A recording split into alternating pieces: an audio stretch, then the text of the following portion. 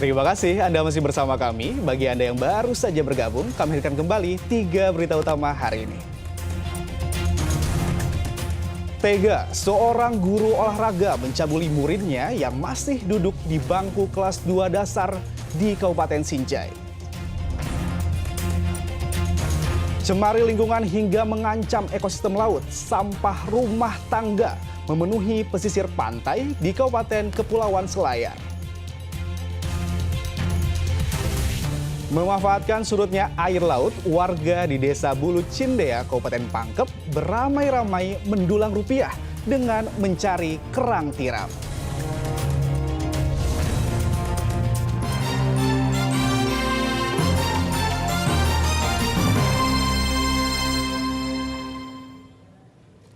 Seorang jemaah haji kelompok terbang 10 asal Provinsi Gorontalo harus menunda keberangkatan ke Tanah Suci. Pasalnya, paspor milik jemaah haji tersebut tercecer saat menempuh perjalanan dari Gorontalo ke Bandara Hasanuddin. Pak Wandi sudah akan menaiki Suwandi Gandhi, seorang jemaah calon haji kloter 10 asal Gorontalo terpaksa tertunda keberangkatannya ke Tanah Suci pada musim haji tahun ini. Jemaah haji yang sudah lanjut usia atau lansia tersebut mendapat masalah karena paspor miliknya tercecer saat dalam perjalanan dari Gorontalo ke Bandara Hasanuddin. Suwandi baru bisa diberangkatkan bersama kloter 11 Embarkasi Makassar setelah masalahnya bisa diselesaikan. Sekretaris PPIH Embarkasi Makassar menyatakan tas paspor Suwandi ditemukan di pesawat yang ditumpanginya dari Gorontalo ke Sulawesi Selatan. Ia akhirnya sudah berangkat bersama kloter 11 asal Maluku Utara, menggantikan salah satu jemaah haji yang sakit dan harus dirujuk ke rumah sakit. Tas paspornya sudah didapat, maka kami ikutkan di kloter 11 itu.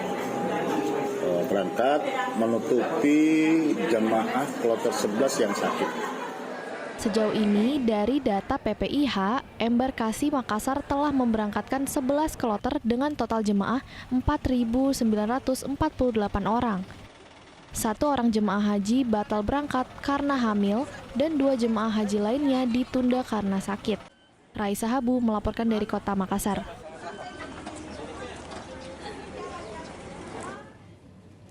Cemari lingkungan hingga mengancam ekosistem laut, sampah rumah tangga memenuhi pesisir pantai di Kabupaten Kepulauan Selayar. Sampah itu merupakan sampah kiriman dari pulau luar Selayar saat musim barat tiba. Mirisnya, pemerintah setempat tidak melakukan tindakan evakuasi terhadap sampah itu. Sampah rumah tangga memenuhi pesisir pantai di Jalan Poros Nasional di Desa Mekar Indah, Kecamatan Buki, Kabupaten Kepulauan Selayar. Sampah tampak menumpuk di sepanjang pesisir pantai sejauh 300 meter. Hal itu pun menjadi pemandangan lazim warga setempat maupun warga yang melintas di pesisir pantai yang memiliki pasir putih ini. Sampah limbah rumah tangga seperti botol plastik bekas, kayu, dan sampah rumah tangga lainnya merupakan sampah kiriman dari pulau luar Selayar saat musim barat tiba.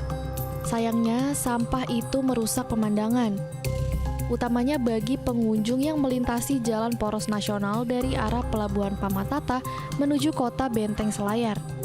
Mirisnya, pemerintah setempat seakan tutup mata dengan sampah yang merusak estetika ini. Melihat dari potensi yang ada sebenarnya, kalau ini terkelola dengan baik, sebenarnya ini cukup indah. Sayangnya memang kita lihat di sekitar kita ini ada banyak tumpukan sampah plastik utamanya yang notabene itu susah untuk dimusnahkan. Meskipun sebenarnya ini bisa terkelola dengan baik jika didaur ulang. Ini sungguh disayangkan, apalagi ini kan jalan masuk kategori jalan nasional. Ini kan sebenarnya bisa menjadi area tempat istirahat, apalagi kan dari Pelabuhan Pamatata menuju kota itu kan jaraknya cukup lumayan jauh. Nah, andai kan ini bisa terkelola dengan bagus, dikonversikan misalnya utamanya area-area sampah ini bisa menjadi PAD juga untuk desa setempat ataupun. Padahal, di wilayah pesisir pantai ini panoramanya indah dipadukan pasir putih, namun keindahannya tertutupi dengan tumpukan sampah. Andi Muhammad Sardi melaporkan dari Kabupaten Kepulauan Selayar. Memanfaatkan surutnya air laut, warga di Desa Bulu Cindea, Kabupaten Pangkep beramai-ramai mendulang rupiah. Warga pesisir ini mencari kerang tiram untuk dijual ke pasar. Peristiwa seperti ini hanya terjadi sebulan sekali saat air laut surut. Warga Desa Bulu Cindea, Kecamatan Bungoro, Kabupaten Pangkep berbondong-bondong mendatangi pesisir pantai untuk berburu kerang tiram Senin pagi. Berbekal ember dan pisau, warga mencari kerang dengan menyisir pantai yang airnya sedang surut. Pisau digunakan sebagai alat cungkil untuk mencari di setiap cekungan. Ada juga warga yang mencari tiram dengan cara menggali di balik lumpur maupun batu karang. Aktivitas seperti ini dilakukan warga Bulu Cindea dalam beberapa hari belakangan ini, ketika air laut mulai surut. Tak hanya kerang, warga juga kerap mendapatkan biota laut lainnya. Karena peristiwa ini hanya terjadi sekali dalam sebulan, warga pesisir sehari-harinya mencari ikan di laut juga memanfaatkan air laut yang surut untuk mendulang rupiah dengan mencari kerang tiram. Kerang-kerang ini kemudian dikupas untuk mengeluarkan daging dari cangkangnya, lalu dijual dengan harga Rp5.000 untuk semangkok kecil. Ya biasa orang nak jual mungkin kalau banyak nak dapat memang. Tapi dikasih hilang lagi kulitnya tuh. Tas satu mangkok itu 5.000. Kalau isinya nih. Tiap hari memang cari ikan sih, cari ini tiram. Iya, tergantung dari air tuh kalau surut lagi airnya kesini lagi ambil orang sebelah juga di sana. Setiap warga rata-rata mampu mendapatkan 10 kg kerang atau sekitar Rp200.000. Andi Muhammad Sardi melaporkan dari Kabupaten Pangkep. Jelang perayaan Waisak yang ke-2568, keluarga cendekiawan Buddhis di Kota Makassar berbagi kasih kepada anak penderita kanker. Atraksi Naga Barongsai disajikan untuk memberikan hiburan sekaligus semangat kepada mereka.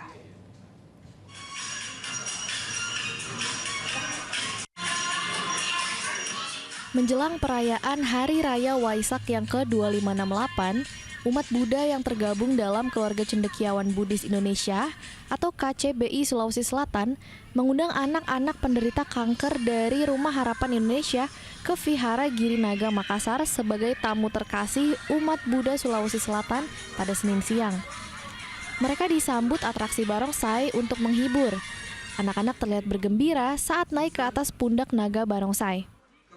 Hari ini kita ada datang itu kurang lebih 16 anak beserta orang tua. Itu menderita apa saja? Jadi ada yang leukemia, ada kanker leukemia, ada yang saraf terjepit, bahkan ada yang saraf cairan di kepala, hidrosefalus. Jadi banyak, ada yang jantung, ada yang kolostomi. Jadi berbagai jenis penyakit anak.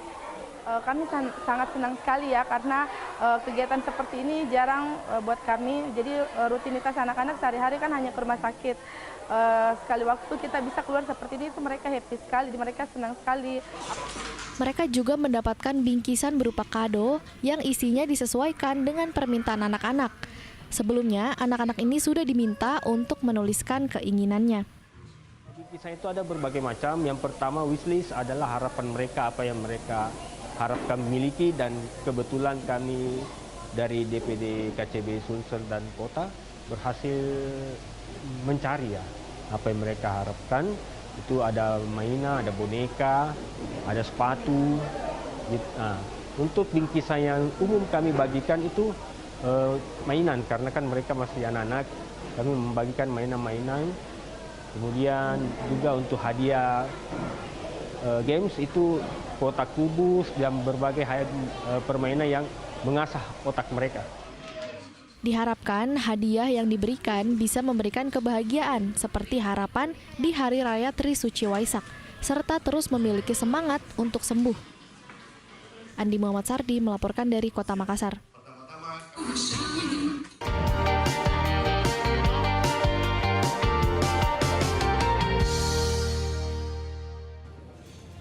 Informasi tadi mengakhiri jumpa kita. Atas nama rekan yang bertugas, saya Agi Kurnia Sandi mengucapkan terima kasih atas kebersamaan Anda.